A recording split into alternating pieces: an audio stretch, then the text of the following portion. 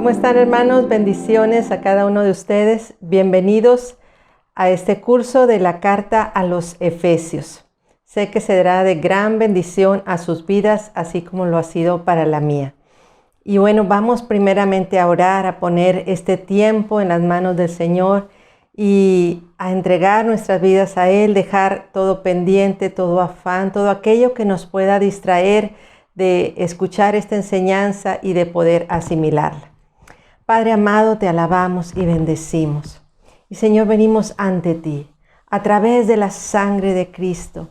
Señor, para posicionarnos en los lugares celestiales contigo, en los lugares de la enseñanza y de la revelación, Señor, que tú tienes para nosotros, la enseñanza de tu palabra.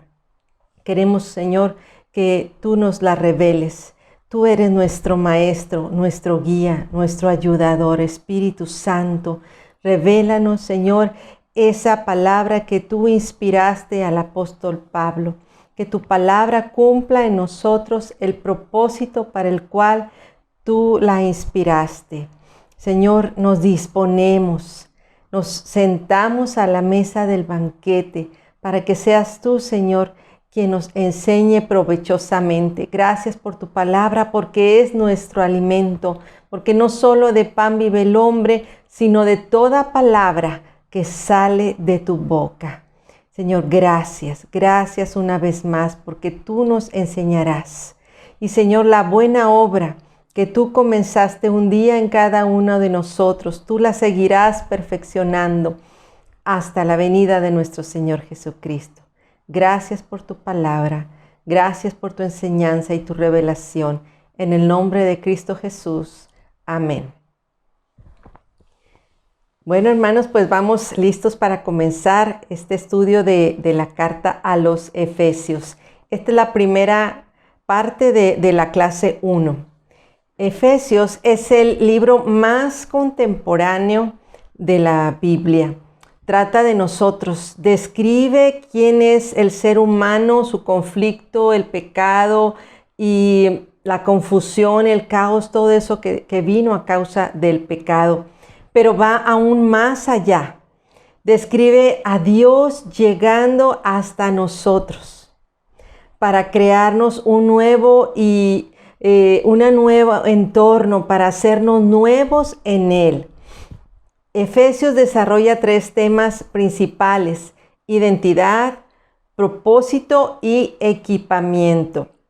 Nos muestra quiénes somos realmente en Cristo y en quiénes nos convertiremos de manera individual, pero también de manera colectiva en Cristo. Y esto nos da identidad, la cual es para conocer el propósito para el cual fuimos creados y también el poder y todo lo que el Espíritu Santo ha dispuesto para equiparnos para el cumplimiento de ese propósito. ¿Cuál es el mensaje de la carta a los Efesios?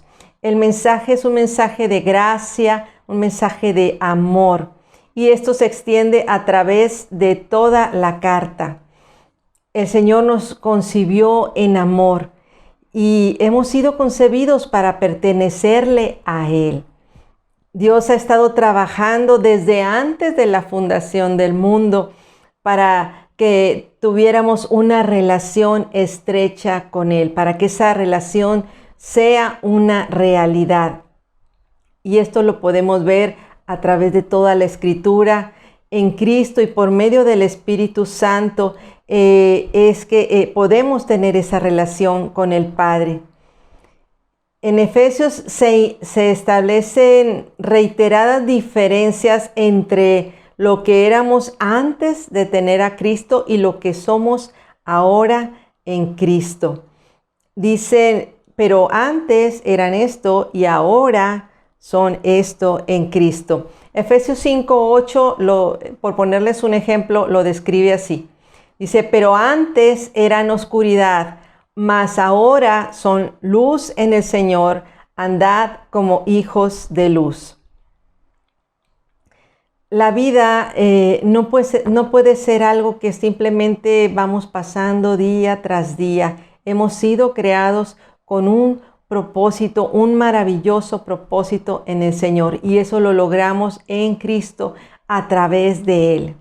La verdad y el amor son el enfoque principal de esta carta a los Efesios. La verdad y el amor son esos remos en los que vamos avanzando en la vida para relacionarnos con Dios, pero también para relacionarnos con todos aquellos que nos rodean. La carta a los Efesios menciona también palabras como edificio, cuerpo, iglesia, familia, matrimonio, y nos hablan de las relaciones que hay dentro de la iglesia.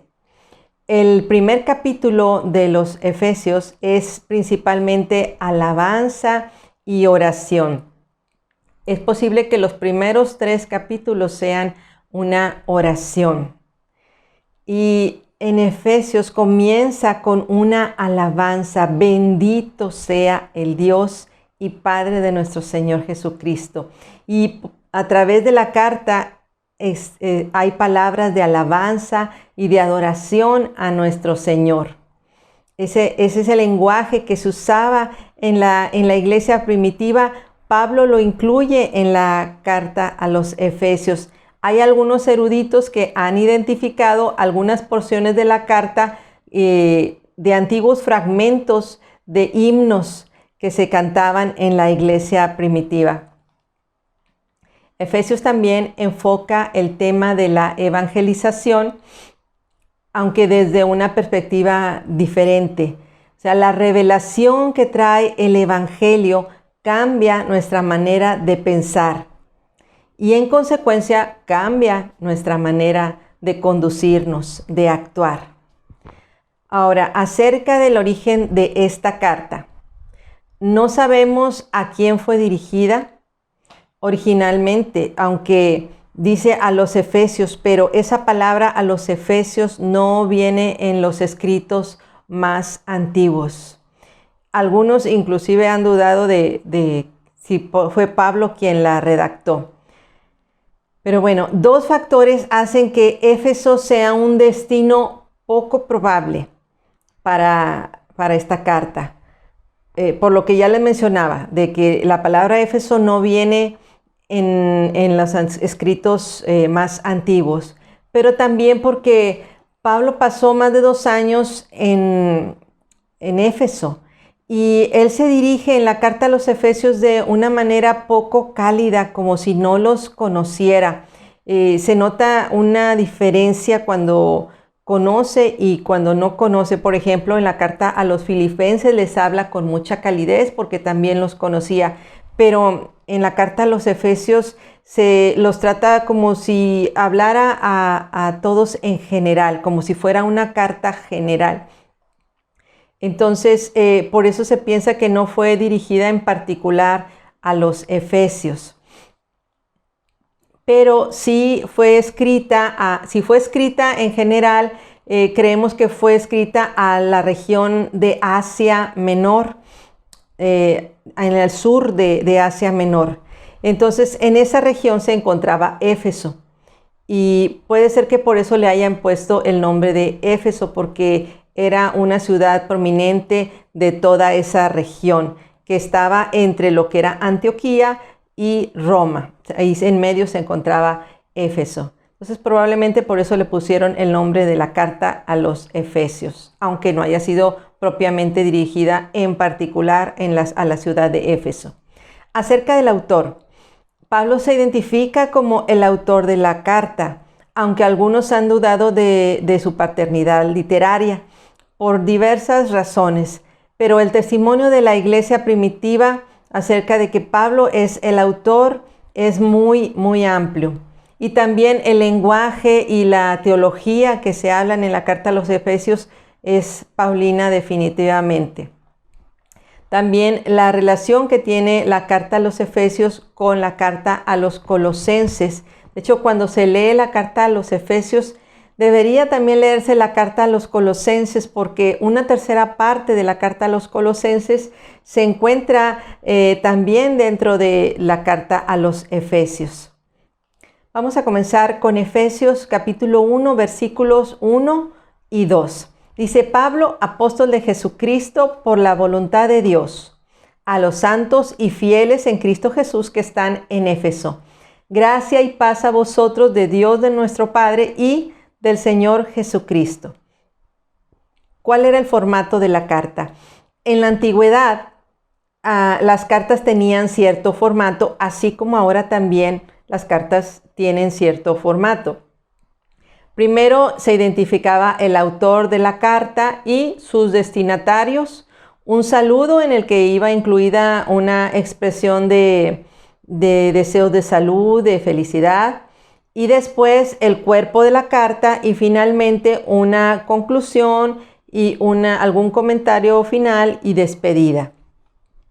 Pero Pablo cristianizó este formato agregándole no solamente su nombre, sino quién es en Cristo. Y después a los destinatarios los relacionó también con Cristo.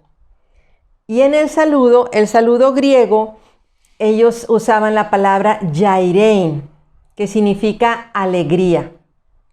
Y por medio de un juego de palabras, Pablo cambió el saludo diciendo: que Dios nuestro Padre y el Señor Jesucristo les concedan gracia. Yaris, la palabra yaris, que se parece mucho a la palabra yairein. Les conceda gracia y paz. Yaris, parecida al saludo griego yairein, pero es aún mejor porque la gracia, la multiforme gracia de Dios, la cual disfrutamos todos los días, nos conduce al gozo, no simplemente a una alegría pasajera, sino al gozo que está por sobre toda circunstancia. También la gracia nos habla de la misericordia de Dios y esa misericordia inmerecida y gratuita, y es por gracia que somos salvos. Y también la segunda parte del saludo, paz, shalom, era el saludo judío, que nos habla no solamente de paz, sino de un bienestar integral.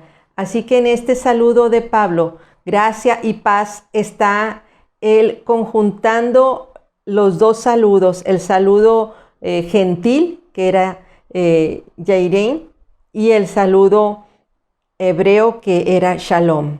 Entonces él dice gracia y paz.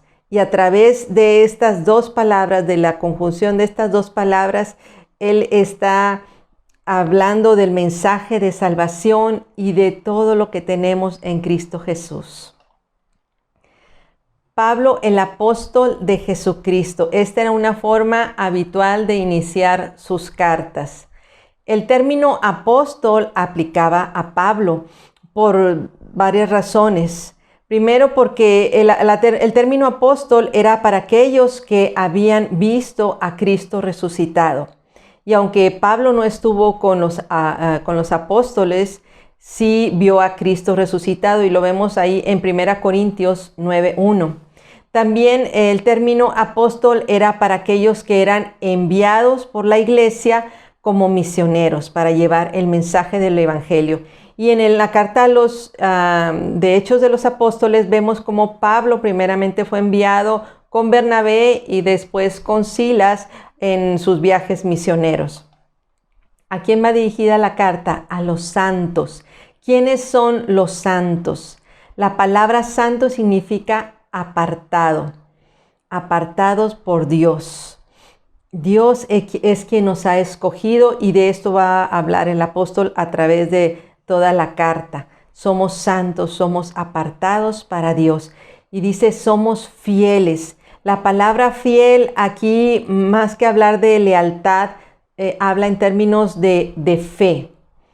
Somos fieles al Señor porque le creemos a Él.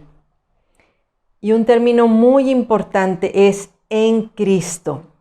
Estar en Cristo no solamente significa creer en Él, sino también nos habla de una posición, nos ubica en una posición.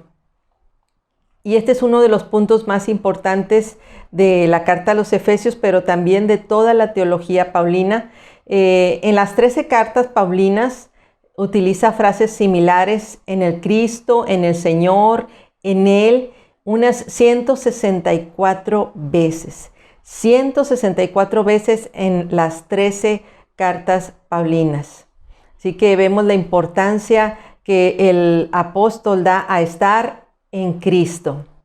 Esto nos habla de un sentido geográfico, de ubicación. Estamos en Cristo, pero también estamos en el mundo, donde vivimos, el territorio, el clima, los valores, la historia que hay a nuestro alrededor. Eso influye en nosotros, quiénes somos, influyen en nuestro temperamento, en nuestra personalidad.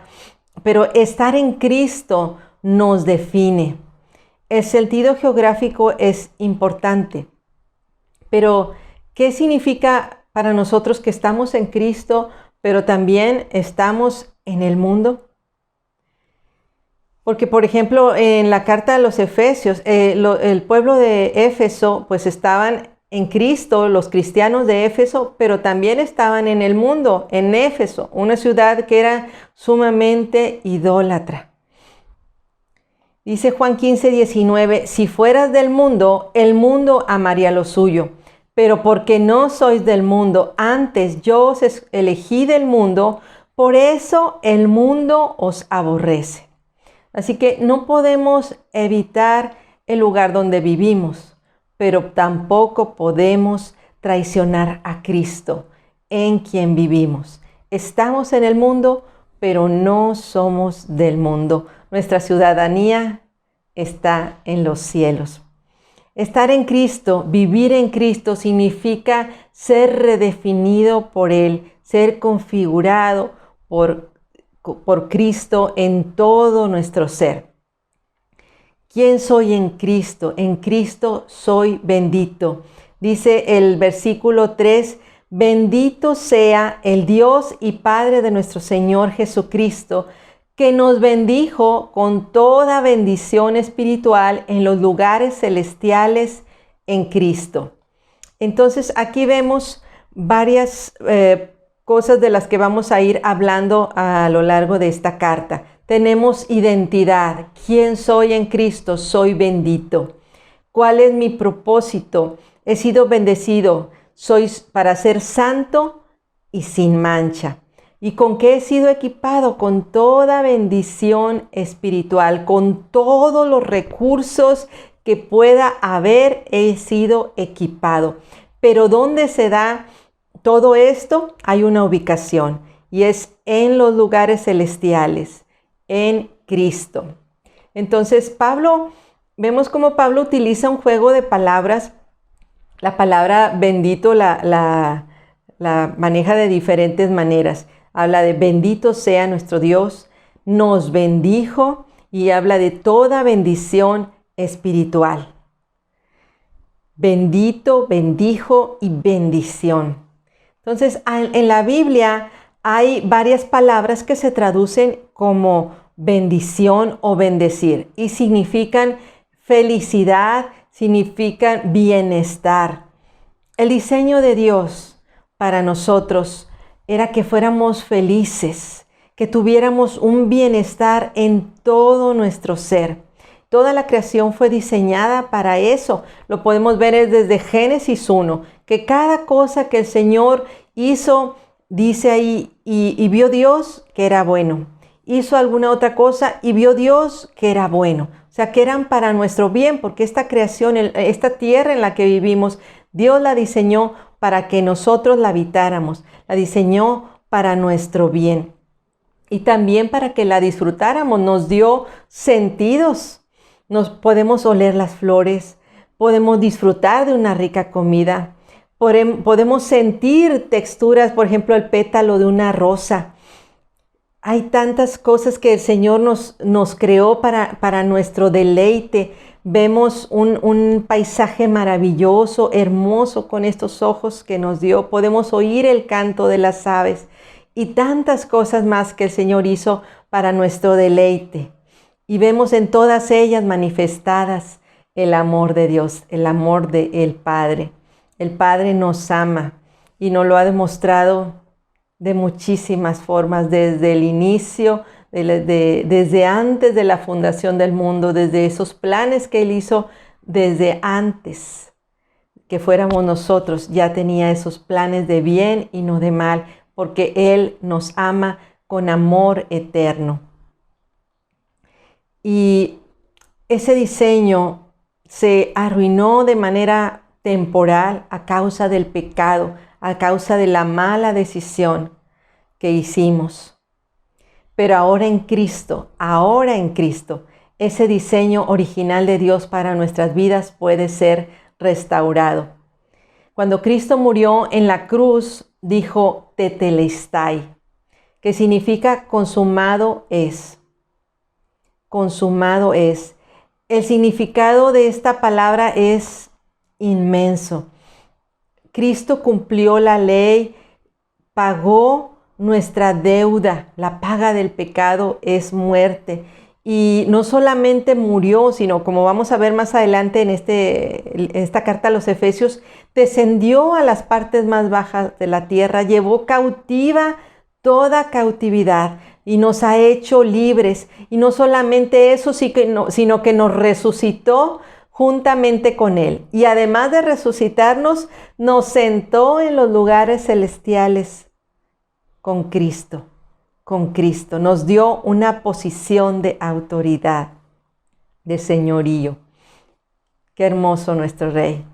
Cuánto nos ama. Y ante tantas manifestaciones de su amor, ¿cómo no podemos declarar? O sea, es inevitable declarar: bendito sea el Dios y Padre de nuestro Señor Jesucristo. Bendito sea. La alabanza fluye de nuestra boca conforme entendemos cuánto nos ama y todo lo que ha hecho por nosotros y para nosotros. Bendito sea el Dios y Padre de nuestro Señor Jesucristo. Le amamos a Él porque Él nos amó primero, y le bendecimos a Él porque Él nos ha bendecido primero. Cuando Él dice toda bendición espiritual, toda bendición, quiere decir que el Padre agotó todo lo que había, todos los recursos, todo lo que pudiera haber, Él lo puso a disposición nuestra para bendecirnos. Toda bendición espiritual. Y cuando habla de espiritual no significa que no tengamos bendiciones materiales, sino significa que esas bendiciones las tenemos a través de su Santo Espíritu en los lugares celestiales. Esa es la fuente de nuestra bendición, los lugares celestiales. No es una ubicación física, sino que es una realidad espiritual.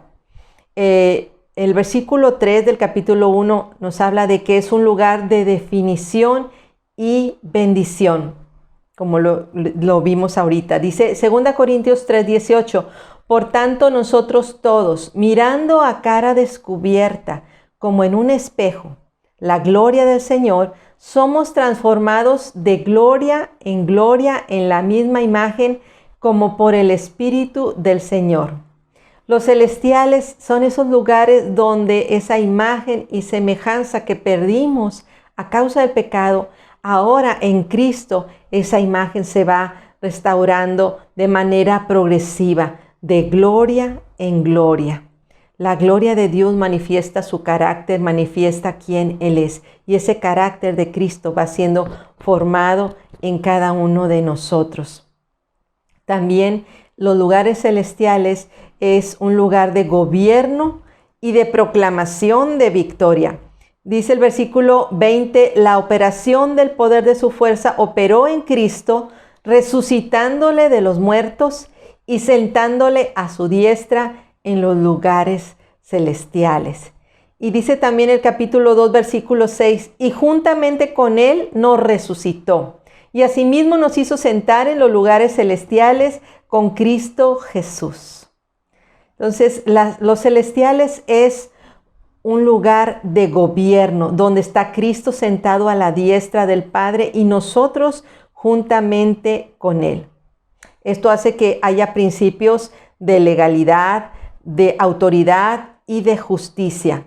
Y es conforme vivimos esos principios que ejercemos la autoridad que nos ha sido dada en Cristo. También en el capítulo 3, versículo 10 y en el capítulo 6, versículo 12, nos habla de que es un lugar de revelación, de enseñanza, de sabiduría, de gobierno. Dice Efesios 3:10, para que la multiforme sabiduría de Dios sea ahora dada a conocer por medio de la iglesia a los principados y potestades en los lugares celestiales.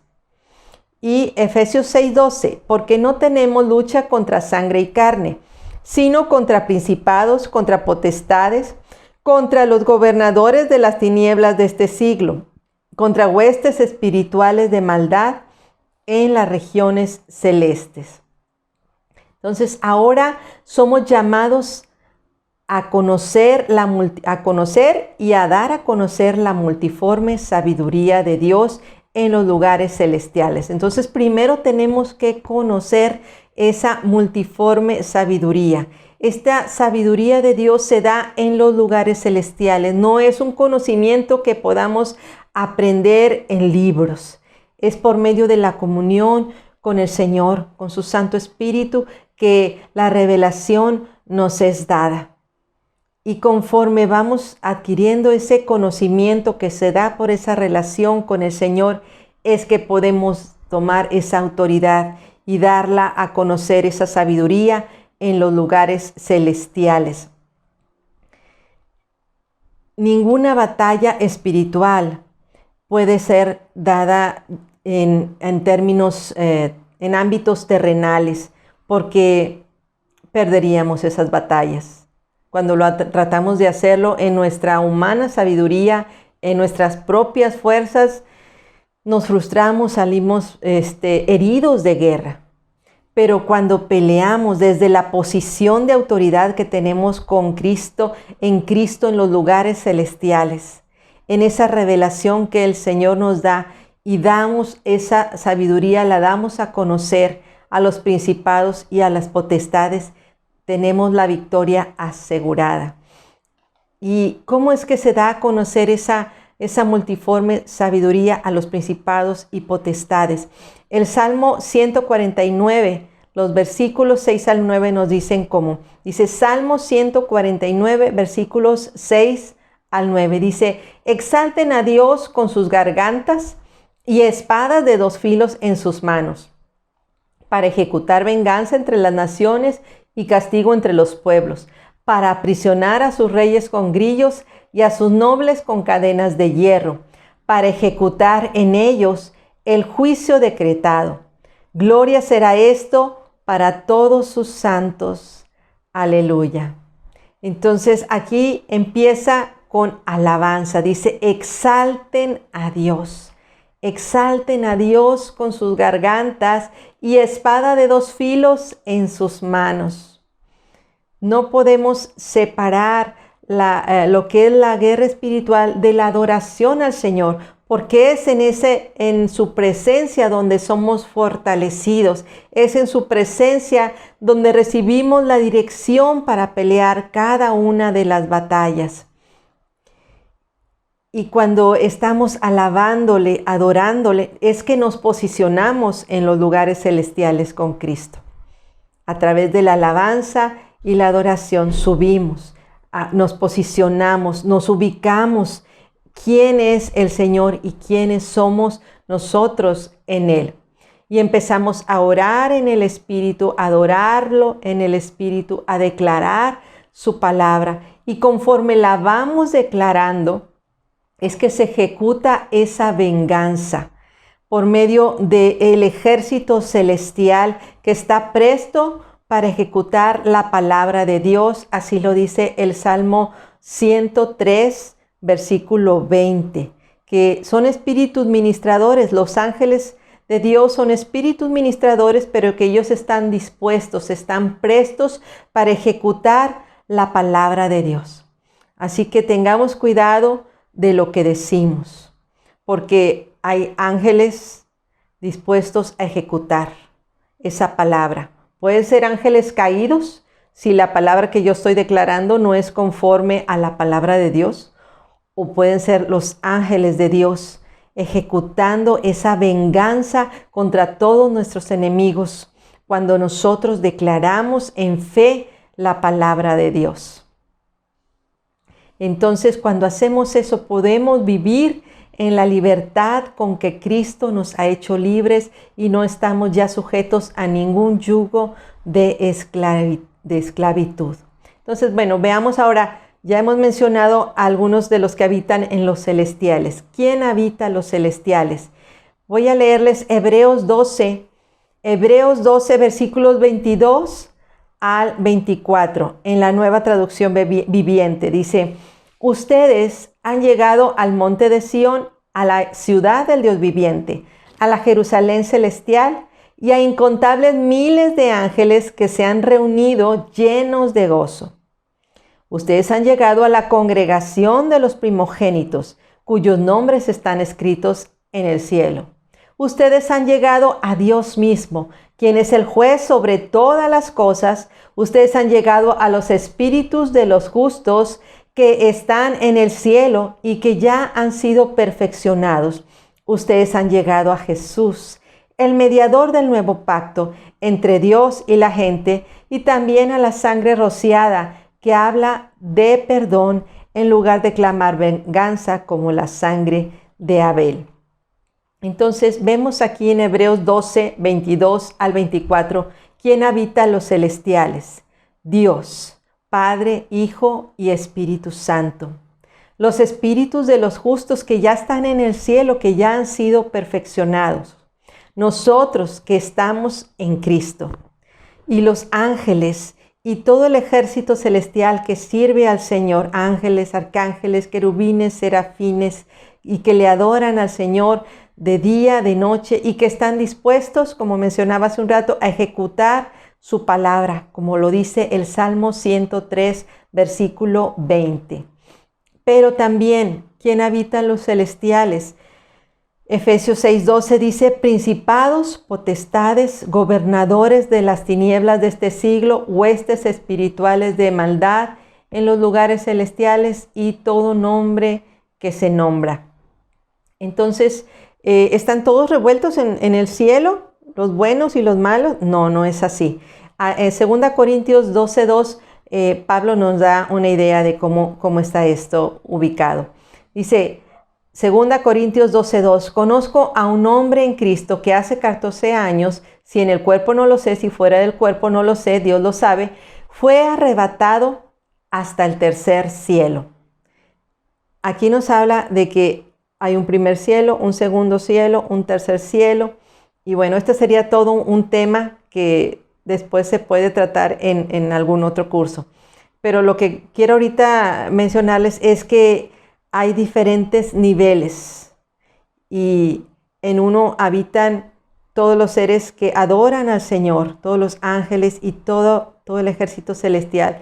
Pero los que se oponen al Señor habitan en otro ámbito inferior. Entonces, cuando nosotros estamos en el Señor, sobre todo principado, poder y autoridad y señorío y sobre todo nombre que se nombra, cuando nosotros nos posicionamos en Cristo, estamos tomando esa autoridad que el Señor nos ha dado sobre todos esos que se oponen al Señor. Y en Cristo somos más que vencedores en Él. Pero todo esto es en Cristo, en Cristo.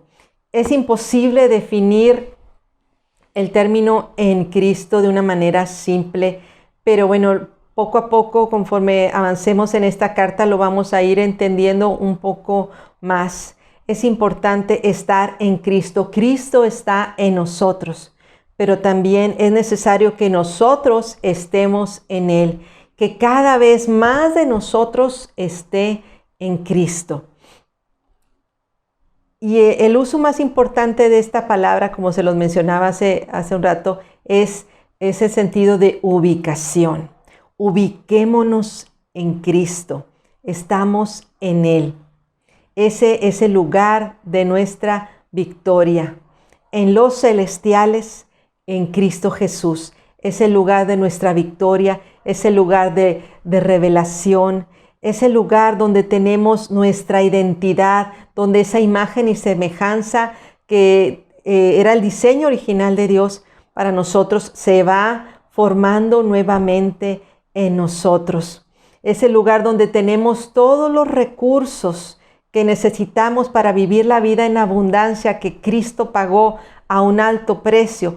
Es en los lugares celestiales, en Cristo Jesús, donde la obtenemos. Es en donde podemos disfrutar plenamente de la relación con nuestro Señor, de su presencia, porque en su presencia hay plenitud de gozo y delicias a su diestra para siempre.